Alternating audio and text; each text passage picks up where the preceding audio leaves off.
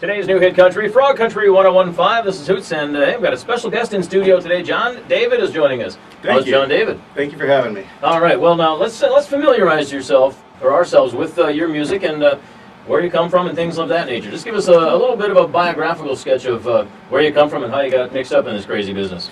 Well, I guess it all started with playing tuba in the high school band, but I found out you can't serenade very many women with a tuba, so I switched to guitar. And I'm from the Indianapolis area, a town called Anderson, but as a lot of people will tell you, if you don't spend a lot of time down in Nashville, you're not going to get anywhere. So nowadays I spend about probably 60% of my time down in the Nashville area, and then the rest up visiting family and friends in Indiana. Is it always something you've wanted to do, is get involved in music in one way, shape, or form?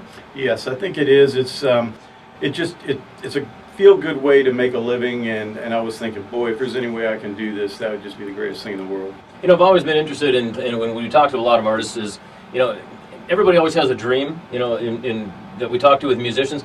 How do you go from having the dream to saying, all right, you know what, regardless of what kind of pitfalls are in front of me, I'm going to take that step and do it. It's a dangerous thing, and it can be a scary thing, as you're well aware, I'm sure. How do you go from here to here? For me, it was making the decision that I'm just flat out, this music is going to be where I end, and then what have I got to do to make it happen? So I realized, you know, you need to be a songwriter, because if you can't cut it on stage, then that's where you're going to make your money, and then, you know, work on the vocals. And I've done vocal lessons and guitar lessons and just about everything to try and make it so that at one point or another, you know, even if the first album with the songs doesn't go over that great, I'll still have a good firm background and a solid base to do something in the music industry. Yeah. And how did you get along with your friends and family in the area that, you know, knowing what you're going to do, knowing what you like, did you always have full support of both? Yes, I did. I'm kind of a focus and get something done kind of guy, and if I say, you know what, I'm enough messing around with music, it's time to take it serious, and they're like, okay, it's something serious is going to happen here, because John usually, when he sets a goal, years or whatever, it happens. Yeah. You know, how about Anderson, Indiana? What kind of town is that in terms of a country music hotbed? There's a lot of what I would call your true country listeners up there. It's considered more of a city than a country, but you know, the mindset of the people up there is really the base of what country music's about. You know, songs sung about experience, something that they can relate to. Even though a lot of people up there used to be factory workers, like they say, there's more than corn in Indiana, but still there's an awful lot of corn in Indiana. So you'll have your farmers and your factory workers alike, and they all kind of share the belief that the country music supports. So who did you grow up listening to? Oh, I love the George Strait stuff, and Hank Sr. It's kind of a split, because you listen to Hank Sr. and you listen to Hank Jr., and you've kind of got the full spectrum of country. You've got the rock and hard driving stuff, and you've got the from the heart that, you know, yanks your feelings out stuff. But then we've whipped into Alan Jackson, and Garth Brooks really set the fire burning, I guess you'd say. Yeah, and of course we just lost George Jones about a week and a half ago. Were you a fan of George Jones? Yes. Mainly because I really felt like he lived it. You know, he lived what he sang about. Yeah. Did you watch the funeral? No, I didn't have a chance. This job kind of keeps you away from TV a little bit. I guess so. What? Give us a couple of songs of George Jones that you thought were beyond reproach. I'll tell you what. He Stopped Loving Her Today still brings a tear to my eye, and I got choked up when I listened to Who's Gonna Fill Their Shoes, and I was realizing, you know, and your shoes too. Yeah, yeah. Now you talked about songwriting and playing guitar and actually learning the craft. You know, there's a lot of work that goes involved in it. What we see on television and, you know, here, there, and everywhere with the superstars and so forth, we see all the glamour and the glitz of it, but obviously, you know, it's not all glamour and glitz. There's a lot of hard work that goes into it. So right. Give us a little bit of an idea of the lessons and how you actually were able to hone your craft and become who you are today. Well, for me, I might have been born a songwriter, because a lot of times I'll hear a song in my head and it won't be like anything else that's out there, and I will be trying to play it on guitar, and my ability just wouldn't allow me to release what was in my head. And when you have other people try and play stuff for you, you get their idea of what it is. So I started taking lessons, and I said, you know, I'm hearing this part right here, but I can't seem to play it. And And then they're like, well, what you need to do is you need to practice these progressions and realize these chords follow these, and just really working hard to try and get the songs that I was hearing in my head to sound as honest once they got out and played. How do you feel you are now as a songwriter compared to when, go back a few years? Do you think you've definitely improved over time? Oh, I'm improving in leaps and bounds. A lot of people really like the stuff I've written, but then I'll go into the studio, and I'm honored to have Garth Brooks, guitar player, as my guitar player in the studio. And like he said, he goes, boy, you just keep getting better every time. And he can kind of turn down, what artists he doesn't want to play for. So he said, I really like where you're heading with this stuff. He goes, you got me for the ride now. I just want to see where you end up going with this stuff. So I keep getting better, but then I keep astounding myself by realizing how far I still have to go. So do you like to take yourself across the country and with a band, or where do you like to play? Back in my, I started out doing rock and roll when I toured the country, and I did 4 years of that, and then I realized what I was running away from, which were the country values. I started missing while I was out there on the roads, then I came back and kind of got to the point where I like to stick around home, and then I started splitting my time between Nashville and now after starting the radio thing and doing a little bit of traveling, it's like, okay, I can do the traveling thing. I'm enjoying it again. Yeah. What was it like to hear your song on the radio for the first time? Oh, pretty impressive. It was like, oh, that didn't sound too bad on the radio being announced and everything. Where were you? Actually, we were in a van traveling to this show right now, and the first time I heard it on the radio was when the last station played it and told us what time they'd be on. No kidding. Indiana is not as open to playing new music as a lot of the other states. They really need to have you establish yourself first before you get airtime. So Nashville's playing it. A ton of states are playing it, but since I've mostly been working with getting the scheduling and everything in Indiana, I haven't actually heard it except until I came up here. I think it was one of the quotes I saw on your website with respect to George Strait. There had to be a first time for George Strait to hear his song on the radio. Is that right? Yep. But I can't even. Can you even imagine what? No, not at all. He was probably sitting there thinking, "Wow, I'm on the radio. I wonder if this is going to keep going." Yeah. Well, it's okay so far for him. It's worked out all right. I think he'll be happy with where it's going. Yeah, he'll be okay. Nashville. Give us your impressions of Nashville. Did it meet your expectations the first time you went there? Above and beyond my expectations. I kind of had this image in my head, and it was more than that. Walking down the main drag of Nashville, where you see all the street players, and pretty much the fact that when you go to McDonald's, the guy that's serving your food probably sings better than you do, or he plays better than you do. Yeah, that's amazing actually. And that's one thing you always hear from everybody, is that it's just loaded with talent, and the amount of people that we actually hear from Nashville is just a microscopic portion of what's actually out there. Well, it was in McDonald's parking lot, and the cook was out there playing guitar, and it can get discouraging when the guy out there in the parking lot plays and sings better than you do. So I was asking him, I'm like, why aren't you out there doing it? He said, well, I've got a family and everything going on here, and I just can't up and leave it like a lot of the people can. And so yes, it can get a bit discouraging when the guy serving your food blows you away. I guess you just never know where talent's coming from. Let's talk about your single now, "Party in the Truck." Now, give us a little background detail on how you came up with that song. Well, I started writing my music and just trying to, I guess I'm a believer in pulling from what you've experienced. And I went to college, and to get away from, the claustrophobic existence in college, I would jump in a big 4x4 and run down to the river and get to the point where you have to mud your way through, and not very many people can get back there. And after working so hard to get back there, I find that there's 20 other people with trucks back there playing guitar and picking and talking and singing. And so you get back there, and then they do a little drinking of different beverages, and they usually throw the empty bottles inside the closest car window. And since I had my truck back there, I ended up with a couple bottles on the floor rolling around, plus I had a radiator leak, so I had 2-liter bottles of water, and it's like rolling around on the floor. Okay, well, that line filled itself out, and all of a sudden it started making a lot of sense to me, and the song just wrote itself. Yeah, and here you are, and I know you're very happy with the success that the single has had thus far. I am. I'm really surprised that so many people are liking it as much as I did. Well, and part of it's just, again, getting on the ground and doing what you're doing. Are you on a tour right now? Just seeing stations across the upper Midwest then, or? Yes, it started out as a 3-day tour, then went to a 5-day tour. Now it's a 5-day tour with golf, judging, talent competitions. Like I say, they schedule everything but sleep. Golf. Now, you said golf is all part of it too? Yes, you get So a there is a chance. little glamour and glitz to what you do then. Well, unless you consider the fact that I haven't hit a golf ball in 3 years, so Yeah, I suppose. as soon as I saw that pop up, it was like, we got to go to driving range right now. I don't want the headline to read, singer-songwriter kills DJ with golf ball. Give us some of the. I'm always interested in this too. What are the upsides and downsides to what you do? I think the upside is the appreciation for something that takes so much hard work to accomplish, and then seeing that other people are enjoying it as much as you do. Just hearing people come up and say, "Oh, you really touched on something," and then the downside being being away from the family and friends that that a lot of them have been part of the experiences that you're writing about.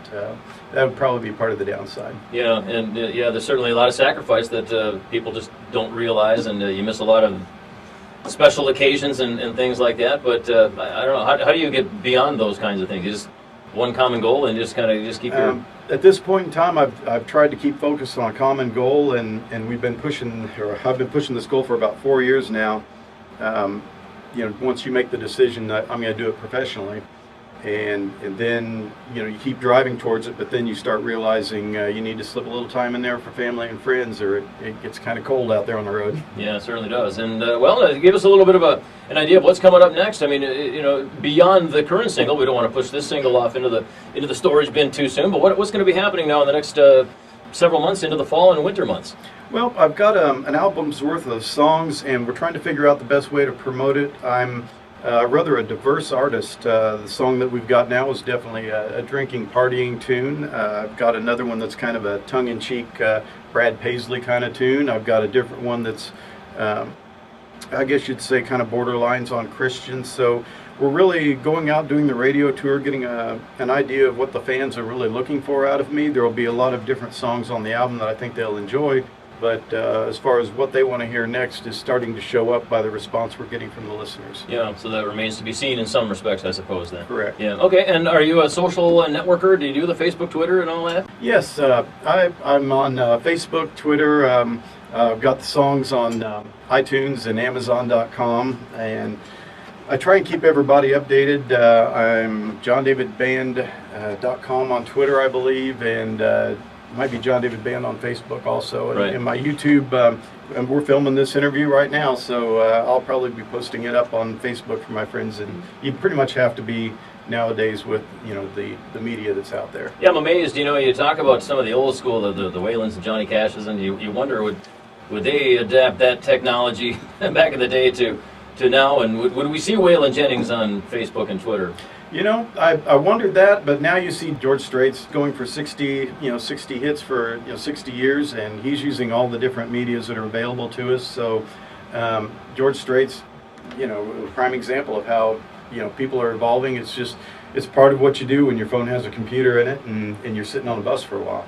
Can it be too much almost? I mean, so fans get to see every little thing that you're doing, and a little bit of the mystique is there. I think of a guy like Elvis, for example. Not a lot of people knew a lot about him, and that kind of led to the mystique of Elvis. And maybe there's a happy medium somewhere in between.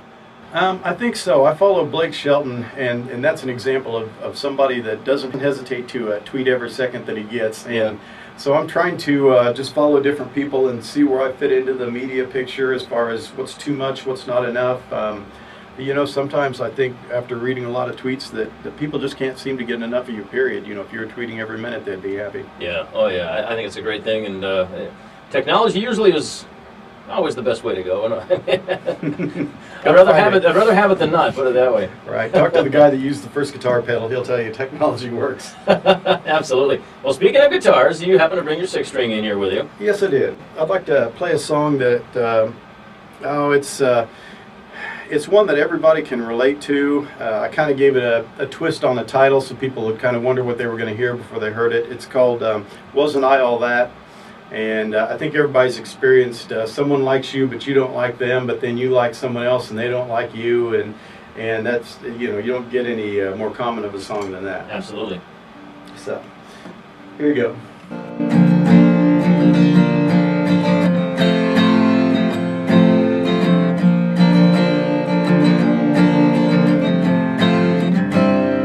You were every bit the woman that I'd seen in my dreams. In my way I tried to be the man I thought you'd need. But when it's time to cross that line, seems I'm always getting left behind. Wasn't I all that? Your hero in a black hat, chasing down the outlaws, bringing your heart back. Well, I rode in, saved the day, but you won't let me carry you away. Wasn't I all that? Wasn't I all that?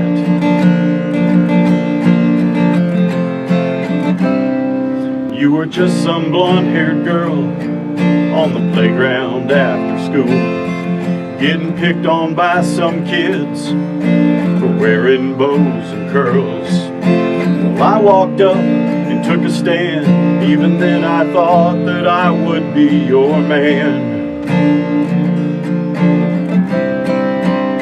Well, wasn't I all that? Your hero in a black hat,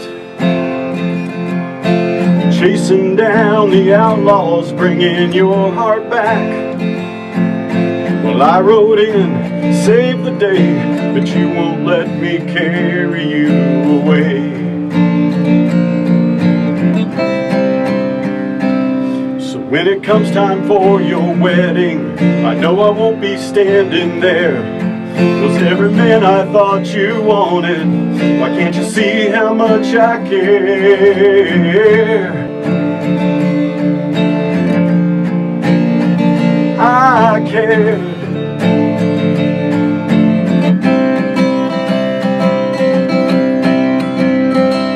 Wasn't I all that? Your hero in a black hat, chasing down the outlaws, bringing your heart back. Well, I rode in, saved the day, but you won't let me carry you away. Wasn't I all that? Wasn't I all that?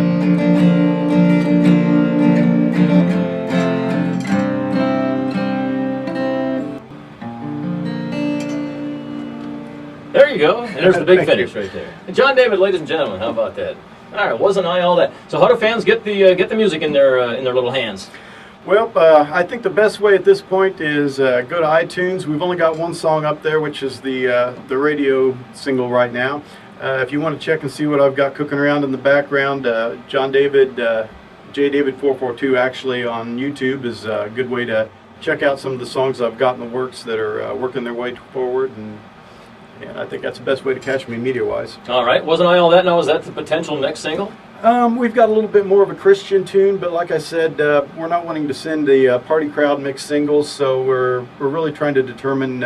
We've got another one, which is the slow song version of Party in the Truck. It's where you end up if you party in the truck too much, and, okay. and that's so. Right now, we've got about 3 that we're juggling, and we're probably going to let the country listeners decide which one ends up coming forward by what type of mood they're ready to be in. Well, still plenty of mileage left with Party in the Truck too. So, like I said, we don't want to put that one to bed, but fans are always looking to see what's coming up next. So, I'm surprised by how many fans are moving it forward as fast as it's going. We were planning on doing the radio tour at the end of May, and then they called me and said, no, we're going to do it at the beginning of May. And then they were saying we're going to do 3 days, and now we're doing 5 days with golf and live promos at events and things. So I'm really happy that the crowds are bringing it forward the way they are. We're real happy that you're able to find your way here to Upper Michigan. And had you been in this part of the country before? I've been up here for vacations, and I've passed through on my way to Canada, but doing the radio tour, you really get a chance to see a good part of Michigan, like the bridges and that we ran into. Didn't run into, but we ended up seeing about half of Michigan's deer population on the way here last night. So it gives you a chance to really enjoy the scenery from the people that you're singing to. That's what were you expecting to see snow when you got here? Yes, you were. I was checking the weather forecasts, and I'm still not sure what happened to it, because when I left, they were saying we're going to have snow in this area. Yeah, it's funny with the lakes. It's kind of a funny animal. You get snow all over the place about 20 miles down the road, and maybe nothing where we're standing right now. This is the nature of the beast with these big Great Lakes of ours. I guess the catchphrase is lake effect. It's lake effect good weather, lake effect snow. That's about the size of it. You better believe it. John David, we appreciate you coming by to see us today, and Thank you very much. do stay in touch and continued success to you. All right, well, thank you for having me. I appreciate that. All right, Party in the Truck again is the current single from John David on Frog Country 101.5.